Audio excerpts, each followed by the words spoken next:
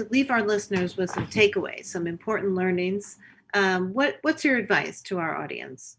Ashwin, let's start with you. Absolutely. See, the way I would see it is I'm a product of somebody providing me an opportunity, right? So when I graduated, I had zero programming knowledge. The company that hired me based on my aptitude, not based on my programming skills. They trained me for 4 months. And I transitioned from having zero programming knowledge to like one of the good programmers of the firm. So that transition became the founding thesis for Revature. And we have successfully done this for over 7,000, 8,000 individuals. Right? And probably I would like to, we have an ambitious goal of like training 1 million people in the next 10 years, right? That's an ambitious goal. But is it possible? Yes, only through by solving the opportunity gap. So what I would advise is like find such opportunities, believe in yourself. If you believe you have the aptitude and attitude, I think you have to find this opportunity, work hard, and make sure that like you believe in yourself to make yourself into a fantastic programmer. And that's a similar advice I will give for enterprises too. So for me, the opportunities are plenty.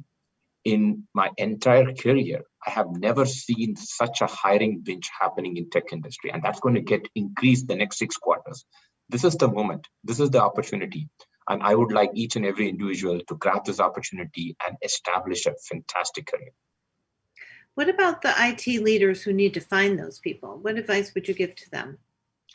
The IT leaders there has to be a cultural shift, Barbara. There has to be a cultural shift in the way that they're looking. If you try to apply the same mechanisms and the same solutions that cause a skill gap and inability to hire, it's going to get worse. So you need to like open the channel. You need to look for alternate channel, look for different mechanisms for hiring individuals. As Bob mentioned, look for associate degree holders. And some might even think, why even to have a degree holders? And diversity should be an essential piece of your hiring strategy. Training, talent transformation, just by hiring somebody, it is not going to solve it. Like, what can you do with them by providing them additional training? Because you don't just need quick learners, you need continuous learners. So to me, you should approach this with a solution for talent acquisition, transformation, diversity, and retention problem. That is the advice I would give for IT leaders. Awesome. I like it. Bob, anything?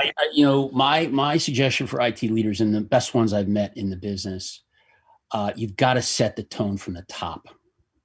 You've got to define what you need and what you want your organization to look like, and to partner with your talent acquisition folks, your entry level folks, and make sure that you are getting rid of the self-selected biases that crop up in this process. Cast the net as wide as you can.